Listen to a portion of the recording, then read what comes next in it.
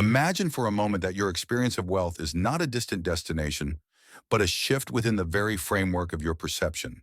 It begins not with the accumulation of currency or possessions, but with the intangible currents of feeling that flow beneath your awareness. When we speak of an abundance code, we delve into a subtle reprogramming, not of external circumstances, but of the internal narrative that shapes them. Consider the quiet mind, often overlooked in the rush of daily life.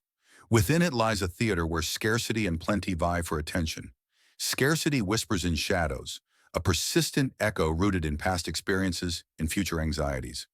It says there is never enough, painting a canvas of limitation. Yet this landscape is malleable, shifting when the mind subtly reorients itself toward the sense of having already arrived. What does it mean to feel wealthy before any external proof has materialized? This question nudges us toward a profound introspection. Wealth here is not the mere possession of assets, but an emotion, a state of being that precedes and shapes outward reality. When one truly embodies this feeling, the mind ceases to churn with lack. It begins to align with possibility and expansion. This alignment is less about forcing outcomes and more about inviting them.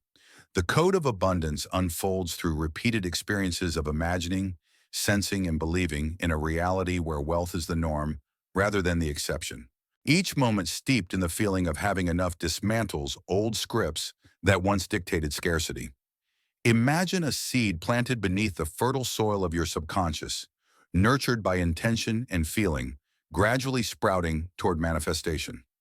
Now, the process of this transformation is not instantaneous. It is akin to the slow unfurling of a leaf under the morning sun. The mind habituated to scarcity resists. Doubt and old habits arise, like shadows that stretch longer at dusk. Yet within this resistance lies a necessary tension, a space for growth to take root.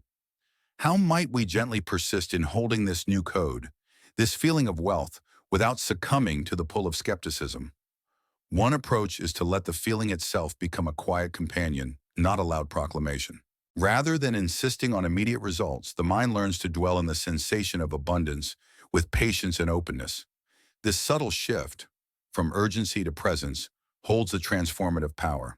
It allows internal states to seep into the fabric of experience naturally, without the friction of force. Picture a vast lake at dawn, its surface smooth and reflective. The feeling of wealth can be like that lake, calm, expansive, and receptive. Scattered thoughts akin to ripples appear, but beneath them remains a depth that is steady and enduring.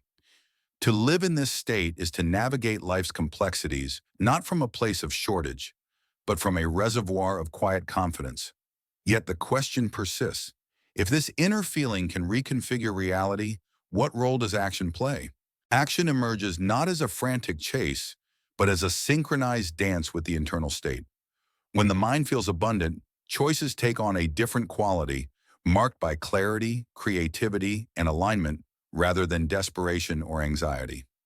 Actions become extensions of this internal code, moving effortlessly toward opportunities that reflect the sense of wealth already held. It is also important to recognize the paradox at play here.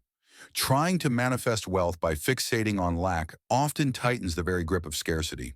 Conversely, by embodying wealth first, by living as though the ideal has already been embraced, one loosens the chains of limitation, opening pathways unforeseen. This perspective draws from the broader inquiries into consciousness and the nature of experience. It suggests that external realities are less fixed than we presume and more responsive to the states of our own being. The abundance code is an invitation to step into this fluidity, to perceive the world through lenses tinted with possibility rather than deprivation. As you reflect on these ideas, you might ask yourself, what would it be like to inhabit this abundant state fully, without reservation?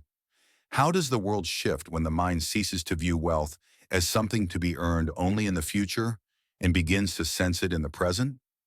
In embracing this journey, the initial discomfort of unlearning scarcity is natural. It is the crossing of a threshold, a passage from one paradigm to another. The terrain beyond holds neither guarantees nor certainties, but rather open questions and unfolding mysteries. Perhaps the true essence of programming the abundance code lies not in mastering it as a technique, but in living its philosophy as a continuous practice. This practice is less a task and more an art. an ongoing attunement to the subtle currents within, a dialogue between the seen and unseen aspects of experience. We find then that wealth is not a fixed point, but a movement, a dance of energies within and around us. It invites a reconsideration of what it means to be rich, not merely in possessions, but in presence. And in this reconsideration, the deepest transformation arises quietly, like the slow bloom of a flower whose fragrance fills the air without haste or demand.